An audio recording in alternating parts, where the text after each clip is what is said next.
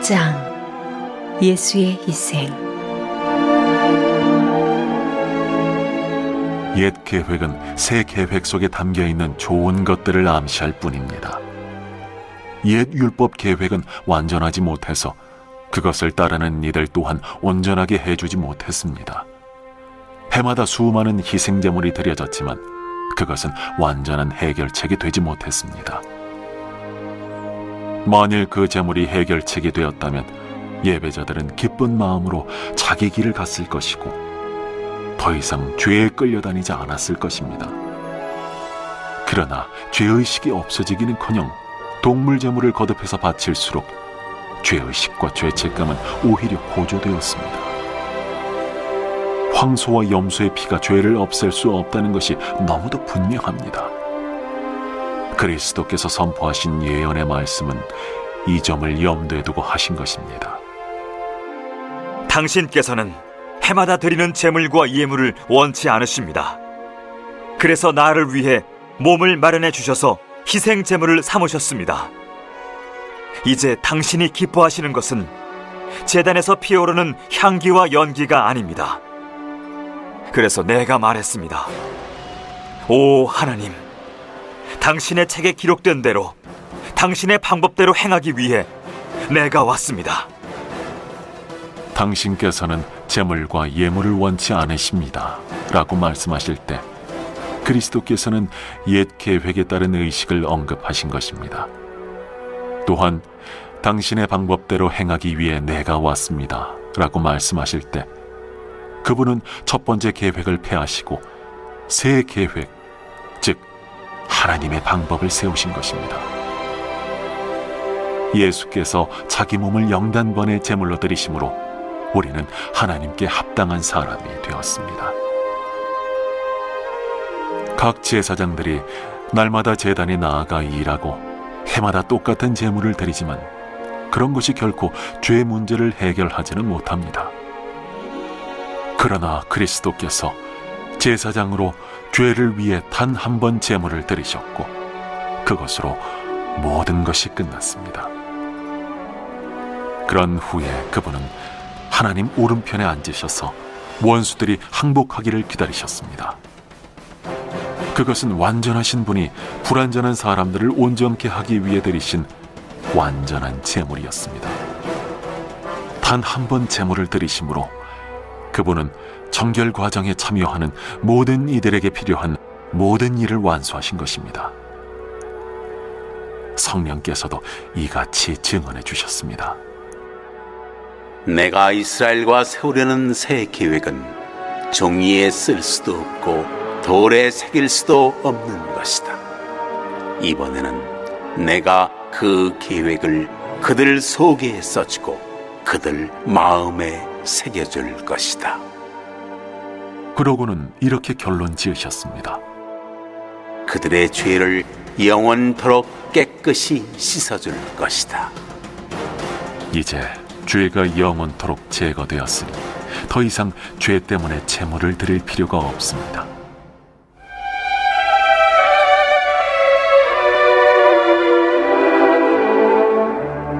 확신을 가지고 나아가십시오. 그러므로 친구 여러분, 이제 우리는 주저함 없이 곧바로 하나님께로 성소 안으로 나아갈 수 있습니다. 예수께서 자기를 희생에 흘리신 피로 그 길을 열어주셨고 하나님 앞에서 우리의 제사장이 되어주셨습니다. 하나님 앞으로 나아가는 통로인 휘장은 다름 아닌 그분의 몸입니다. 그러니 확고한 믿음과 우리가 하나님 앞에 온전히 드려질 만한 존재가 되었다는 확신을 가지고 하나님 앞에 나아가야 합니다.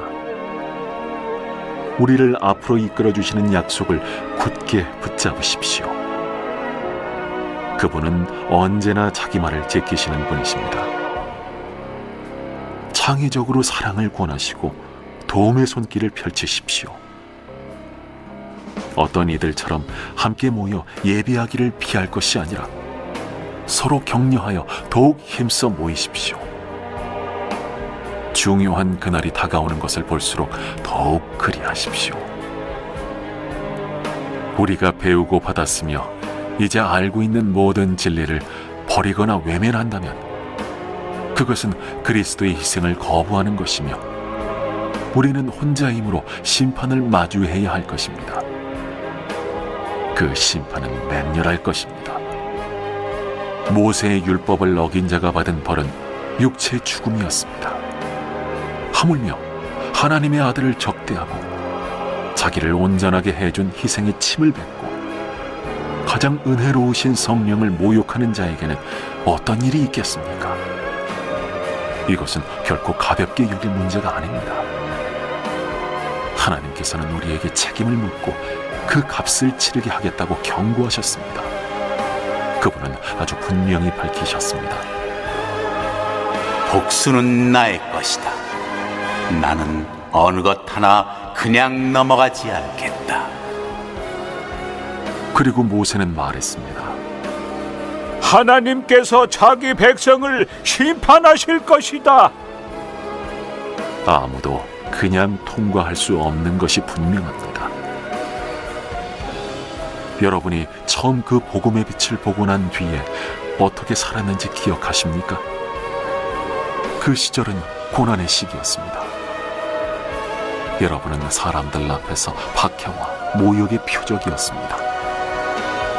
어떤 때는 여러분이 표적이 되고 어떤 때는 여러분의 벗들이 표적이 되었습니다. 여러분의 벗 가운데 몇이 감옥에 갇힐 때에도 여러분은 끝까지 그들 곁을 지켰습니다. 박해하는 자들이 난입해 여러분의 소유를 빼앗을 때도 여러분은 편한 얼굴로 그들이 하는 대로 내버려 두었습니다. 그들이 여러분의 진짜 보물을 어찌할 수 없다는 것을 알고 있었기 때문입니다. 그들의 어떤 행위도 여러분을 괴롭게 하거나 좌절시키지 못했습니다. 그러니 이제 와서 포기하지 마십시오. 그때 여러분은 확신에 차 있었습니다. 그 확신은 지금도 유효합니다. 하지만 약속을 이루려면 하나님의 계획을 붙잡고 끝까지 견뎌야 합니다. 이제 머지않아 그분이 오신다. 언제라도 모습을 드러내실 것이다. 하지만 나와 바른 관계에 있는 사람은 그 변치 않는 신뢰로 인해 살 것이다. 도망치는 자는 내가 기뻐하지 않을 것이다. 우리는 중도에 포기하여 실패할 사람들이 아닙니다. 결코 아닙니다. 우리는 언제나 신뢰함으로 계속 살아남을 사람들입니다. 염소와 황소의 피, 죄를 없애지 못하고요. 놀랍게도 하나님 기뻐하시지 않습니다. 반면에 단번에 영원한 제사를 드리신 예수님. 그래서 우리는 나아가자. 하나님께 담대하게 참마음과 온전한 믿음으로 소망, 사랑, 인내로 라는 주제에 대해 묵상해 보시기 바랍니다.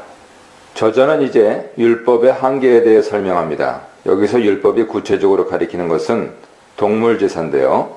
그것에 국한하지 않고 더 넓은 측면에서 구약 종교 전체를 염두에 둡니다. 동물 제사뿐 아니라 율법 아래 있던 구약의 모든 선지자들, 제사장들, 종교식들은 모두 그것 자체로 완전한 것이 아니라 본질적으로 어떤 한계를 가지고 있죠. 저자는 율법의 한계를 간단 명료하게 설명합니다. 율법은 장차 올 좋은 것의 참 형상이 아니라 그림자일 뿐이죠.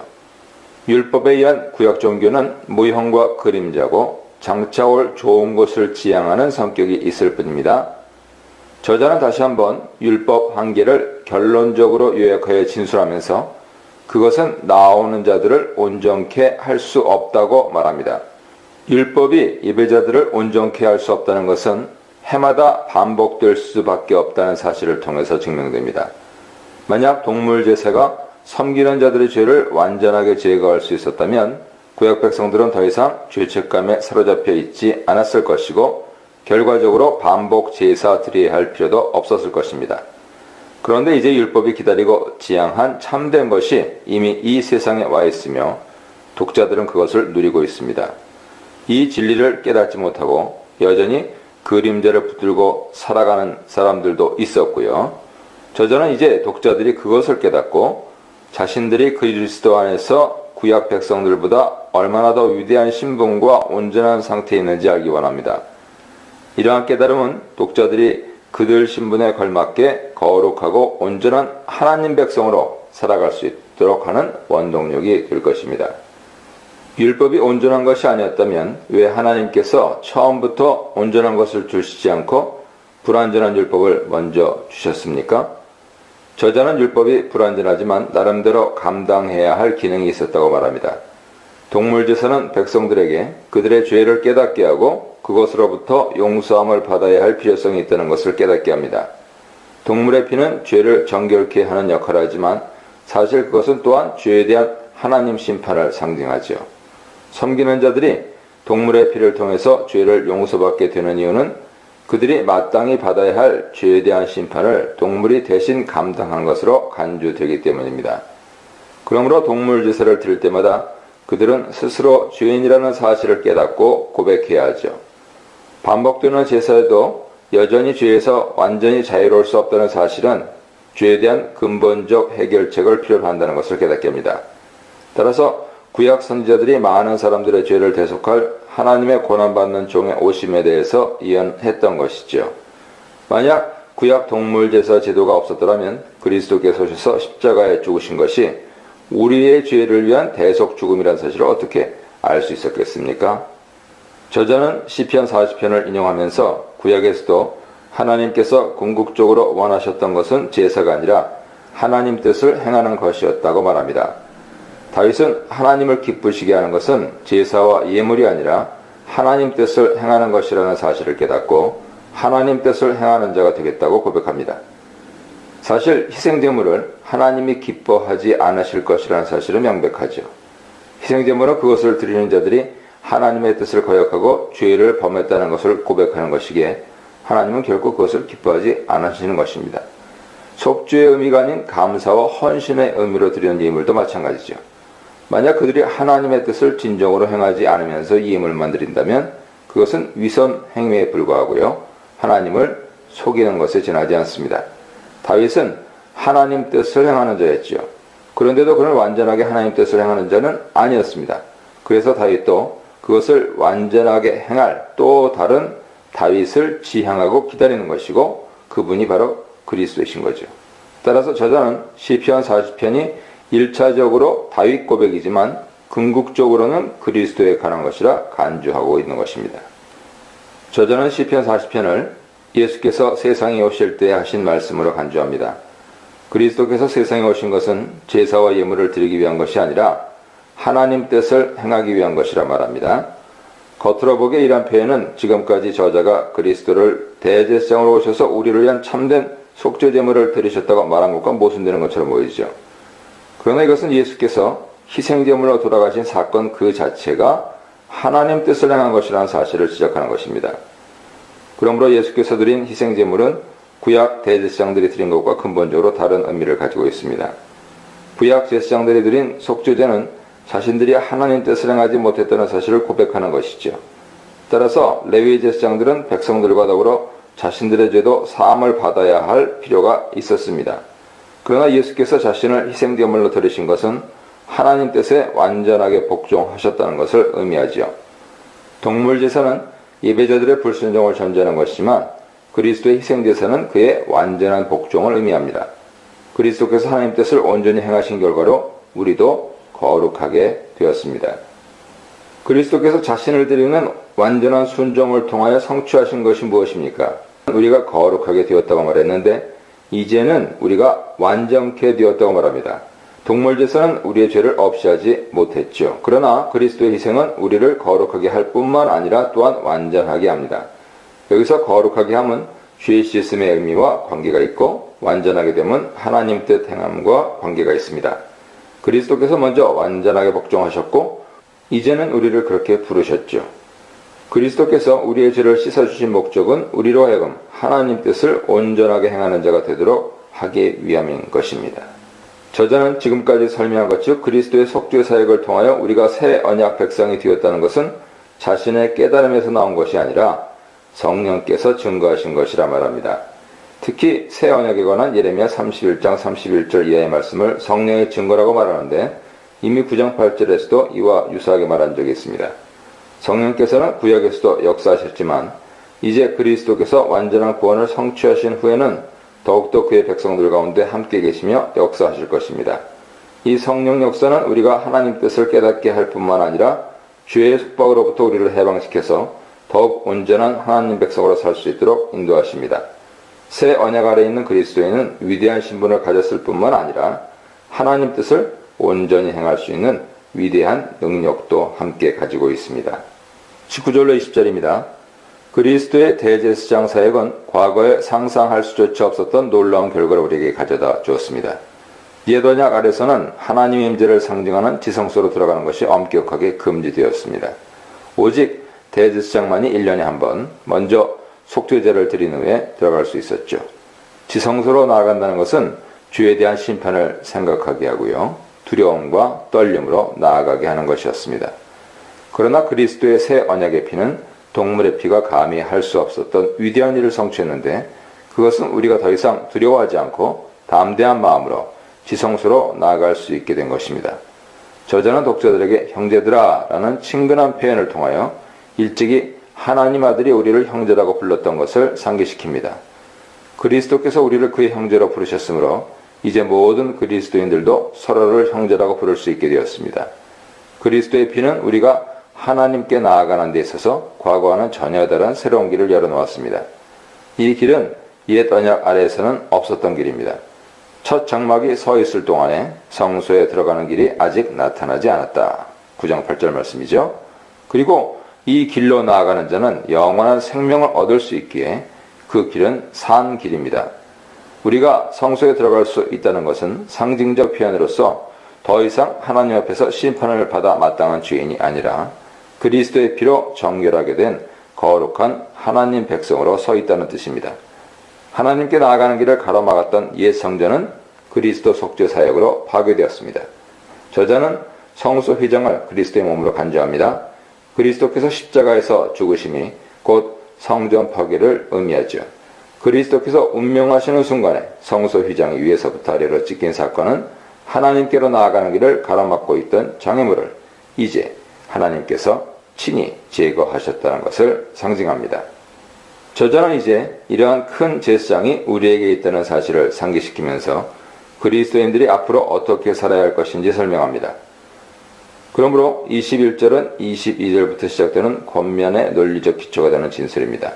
저자는 그리스도를 큰 제사장이라 말했는데 이러한 표현은 이미 4장 14절에서도 사용되었죠. 우리에게 큰 대제사장이 계시니 은혜의 보좌 앞에 담대히 나아갈 것이니라 한 것은 그리스도인에게 주어진 특권이 어떤 것인지 설명해 줍니다. 옛 언약 아래 백성들은 지성소에 계신 하나님 앞으로 나아갈 수 없었습니다. 그러나 그리스도인들은 언제든지 필요할 때마다 은혜와 도움을 얻기 위해 담대하게 나아갈 수 있게 되었습니다. 그러므로 우리에게 있는 이 제사장이 얼마나 위대합니까? 저자는 이러한 사실에 근거하여 독자들에게 세 가지 가정법으로 구성된 권면을 하고 있습니다. 첫째, 나아가자. 둘째, 굳게 잡자. 셋째, 생각하자. 22절 믿음으로 나아가자입니다. 이 구절은 우리가 나아가자라는 1인칭 가정법으로 시작합니다. 우리가 나아가야 할 곳은 하나님 계신 지성소고 참마음과 온전한 믿음으로 나아가야 합니다. 지성소로 가는 길은 이미 열려있고 우리는 예수의 피로 정결하게 되었으므로 더 이상 두려워할 필요가 없습니다. 저자는 깨끗함을 입은 그리스도인들의 상태를 두 가지로 설명하는데요. 첫째, 그리스도의 핏뿌림은 우리의 악한 양심을 정결하게 하여 깨끗한 마음을 가지게 했습니다. 둘째, 우리의 몸은 맑은 물로 씻겼습니다. 그런데 여기서 몸을 맑은 물로 씻었다고 말하는 것은 지금까지 저자의 설명을 염두에 두면 다소 생소하게 느껴지죠.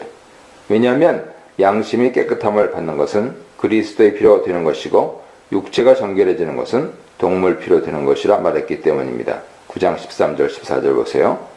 그러나 저자가 여기서 몸을 물로 씻었다고 말한 것은 세례를 가리키는 것으로 보입니다. 만약 저자가 물로 씻는 것을 더러운 행실을 씻는 것으로 설명하는 에스겔 말씀을 염두에 두었다면 세례는 더러운 행실로부터 정결한 행실로의 변화를 의미하죠. 이것은 그리스도께서 우리를 거룩하게 하고 온전하게 하는 분이라고 설명한 저자 말을 염두에 둘 때 충분히 가능한 것입니다. 중요한 것은 우리의 몸과 마음이 함께 깨끗하게 되었다고 말하는 것에 주목하는 것입니다. 진정한 회개와 진실한 믿음에 근거한 신앙 고백은 양심의 변화와 행실의 변화를 함께 가져오죠. 우리가 그리스도의 피로 정결함을 받고 의롭게 되었다고 해서 양심과 행실에 있어서 아무런 변화도 없이 그냥 의롭다고 간주되는 것이 아닙니다. 만약 그렇게 생각한다면 그리스도 피의 능력을 너무 과소평가하는 것이죠. 그리스도 피가 우리를 변화시키지 못한다면 무익했던 동물 피와 무슨 차이가 있겠습니까? 우리가 의롭게 되기 위하여 아무런 공헌도 한 것이 없다는 말은 맞지만 그리스도의 속죄 사역을 믿는 신앙 고백이 우리를 변화시키지 못한다는 뜻은 아닙니다. 23절 소망을 굳게 잡으라. 가정법으로 시작되는 두 번째 권면은 우리가 굳게 잡자입니다. 참마음과 온전한 믿음으로 나아가는 것이 하나님을 향한 우리 태도라면 믿음으로 우리에게 주어진 소망을 굳게 잡는 것은 우리 자신을 향한 태도죠. 우리에게 약속하신 하나님은 신실하시므로 그분은 배신하시거나 실패하지 않으십니다. 그러나 우리는 배신할 수도 있고 실패할 수도 있죠. 저자는 이미 2장 1절 이하에서 우리에게 주어진 큰 구원을 등한시하지 말고 굳게 잡으라 말했습니다. 만약 우리가 그것을 등한시하고 놓쳐버린다면 하나님 큰 심판을 피할 수가 없을 것입니다. 광야 백성들이 자신들에게 주어진 안식의 약속을 굳게 붙들지 못하고 불신과 불순종으로 광야에서 멸망하고 안식에 들어가지 못했다는 사실을 그리스도인들은 반면교사로 삼아서 그러한 일이 반복되지 않도록 힘써야 합니다. 그리스도 희생을 통한 구원이 위대하고 큰 것이라면 우리는 더욱더 그것을 굳게 잡아야 합니다. 24절 25절입니다. 사랑으로 교제하라. 세 번째 권면은 우리가 생각하자라는 1인칭 가정법으로 시작합니다. 그러면 우리가 무엇을 생각합니까? 서로를 생각하는 것이죠. 서로 돌아보아라는 표현은 우리가 서로를 생각하자입니다. 이것은 성도 교제의 중요성을 강조하는 것이죠. 그리스도인들이 서로를 생각해야 할 이유는 사랑과 선행을 서로 격려하고 권하여 열심히 모이기 위한 것입니다. 아마 저자는 모이기를 점점 피하는 어떤 사람들의 습관을 보았던 것 같습니다. 모이지 않으면 서로 격려할 수 없을 뿐만 아니라 사랑과 선행의 기회를 갖지도 못하게 됩니다. 성도들은 같은 믿음의 형제들 가운데 서로 사랑과 선행을 베푸는 것으로 시작해서 그것을 교회 공동체 밖으로까지 확장해 나가야 합니다. 저자는 22절 이하에서 세 가지 중요한 주제, 믿음, 소망, 사랑을 권면하고 있습니다. 26절, 27절입니다. 긍정 측면에서 주어졌던 권면은 갑자기 엄격한 경고 말씀으로 이어집니다. 이것은 히브리서 6장 4절 이하의 배교에 대한 경고와 유사하죠. 이런 형식의 경고는 이미 2장 1절 이하에서 처음 주어졌습니다. 진리를 아는 지식을 받은 후라는 표현에서 저자는 이미 복음을 받아들인 그의 독자들 중에서 어떤 이유로 인해 복음 진리를 배신했거나 그럴 가능성이 있다는 것을 짐작한 것 같습니다. 그러나 모든 종류의 죄를 다 말하는 것은 아니죠. 짐짓 죄를 범한 적이라는 표현은 의도적이고 반복적인 죄를 가리킵니다. 그리스도인들이 진리를 깨닫고도 부지중에 혹은 연약함으로 죄를 범할 수 있지요. 이런 경우 자기 죄를 깨달은 후 반드시 회개하는 것이 정상입니다. 그러나 의도적이고 반복적인 범죄는 마음의 완악함의 표현이고 진리의 말씀을 스스로 쓸모없는 것으로 간주하고 버리는 것입니다. 이런 자들을 위한 속죄제는 없습니다. 율법을 알고도 의도적으로 범죄한 자들을 위해서는 속죄제를 드리지 못하게 한 민수기 말씀을 배경으로 하죠. 속죄하는 제사가 없고라는 표현은 정확하게 말하면 더 이상 속죄제가 남아있지 않고라는 뜻입니다. 이것은 그리스도인들이 이미 한번 그리스도의 희생제사를 통해 속죄함을 받았다는 것을 전제합니다. 그리스도인들은 복음 진리를 깨닫고 회심한 후에 계속 죄를 짓는 것이 얼마나 무섭고 위험한 일인지 분명하게 기억해야 합니다. 유대인들이라면 모세의 율법을 범하는 것이 얼마나 중대한 결과를 초래하게 될 것인지 잘 알고 있을 것입니다. 그러나 그리스도의 복음을 등한시하고 무시하는 것이 얼마나 큰 죄인지 인식하지 못하는 경우가 많습니다. 저자는 모세의 율법을 피한 자들에게 임한 긍휼없는 심판을 상기시키면서 그리스도 복음을 배신하면 그보다 더 엄중한 심판을 받게 될 것이라 말합니다. 저자는 새 언약 백성인 그리스도인들이 율법 아래 있었던 구약 백성들보다 얼마나 더 큰 은혜 아래에 있는지 삼위일체 관점에서 설명합니다. 하나님께서는 그의 아들을 대속제물로 내어주셨고 아들은 십자가 죽음을 통해 새 언약 피를 흘리셨습니다. 성령께서는 구원복음이 효과적으로 역사하도록 성도들 가운데 은혜로 역사하십니다. 이처럼 구원이 삼위 하나님의 협동사역으로 성취된 것이듯 그 구원의 복음을 배척하는 것은 삼위 하나님을 배척하는 것이 됩니다. 하나님은 은혜와 사랑의 하나님이시지만 동시에 심판의 하나님이 되신다는 것을 기억해야 합니다. 현대 그리스도인들은 종종 하나님 사랑과 은혜를 극단적으로 강조하면서 하나님 심판을 등한시하는 경우가 있죠. 그러나 은혜와 사랑이 큰 만큼 하나님 심판도 더 엄중하다는 것을 기억해야 합니다. 그리스도인들은 특히 주께서 그의 백성을 심판하리라 한 말씀에 주목해야 합니다. 이것은 믿지 않는 불신자들 뿐만 아니라 그리스도인들도 하나님 심판을 기억하고 심판하시는 하나님 손에 빠지지 않도록 조심해야 한다는 경고입니다. 저자가 지속적으로 경고한 것과 일치하죠. 2장 1절 이하는 복음을 등한시하는 것에 대해서 경고했고 3장은 불신과 불순종에 대한 하나님 심판을 설명했고 6장에서는 용서받지 못할 배교자들의 심판에 대해 경고했습니다. 우리가 그리스도 안에서 더 큰 은혜와 능력을 받았다면 더 온전하고 신실하게 하나님을 섬기는 것이 마땅하죠. 진리의 복음에 습관적으로 불순종하면서도 심판을 두려워하지 않고 하나님의 은혜와 구원의 확신을 주장하는 것만큼 위험한 것은 없습니다. 믿음은 단지 교리적인 신념에 국한된 것이 아닙니다. 그것은 일상적인 삶 속에서 복음에 합당한 거룩한 삶을 살기 위해서 핍박을 견디면서 투쟁하는 것입니다. 저자는 하나님 심판의 엄중함을 경고한 후에 그럼에도 불구하고 믿음을 배신하지 않고 인내로서 승리할 것이라는 적극적인 차원에서 독자들을 격려하고 있습니다. 먼저 독자들이 처음 복음을 받아들였을 때 보여주었던 훌륭한 믿음을 상기시키고 있습니다. 이것을 기억하는 것은 핍박으로 인해 피곤하고 지친 독자들에게 새로운 용기를 부어줄 것입니다. 저자는 독자들이 받았던 핍박에 대해 매우 구체적이고 생생하게 묘사하고 있습니다. 그들은 언어적인 모욕뿐만 아니라 육체적인 핍박을 당했습니다. 그러한 핍박은 종종 대중들 앞에서 놀림, 조롱거리가 되기도 했죠. 어떤 사람들은 직접 그러한 핍박을 당했고 어떤 성도들은 그러한 핍박을 당하는 자들에게 나아가 그들의 친구가 되기도 했습니다. 그들의 친구가 되는 것은 그들과 함께 고난을 받는 것입니다. 그리고 자신들의 재산을 빼앗기는 것도 마다하지 않는 것입니다. 놀라운 것은 그들이 그러한 일을 기쁨으로 감당했다는 것이죠. 이렇게 할 수 있었던 것은 더 낫고 영원한 유산이 있음을 알았기 때문입니다. 세상 재물은 일시적으로 있다가 사라지지만 복음을 위해 세상 재물을 잃어버린 자들은 더 보배롭고 영원히 없어지지 않는 재산을 얻게 될 것입니다. 저자는 과거에 대한 회상을 미래를 향한 권면으로 연결시킵니다. 복음으로 인한 고난은 영원하고 큰 유산을 얻게 할 것이라는 사실을 기억한다면 핍박을 받거나 핍박을 당하는 사람들과 함께 하는 일에 더 담대해질 수 있을 것입니다. 저자는 담대함에 대해 반복적으로 말해왔죠. 믿음의 담대함은 고난과 유혹의 시기에 더욱 필요합니다. 그리스도인들이 담대하지 못한 것은 미래에 있을 영원한 산업에 초점을 두지 않고 다른 것에 마음을 두기 때문입니다.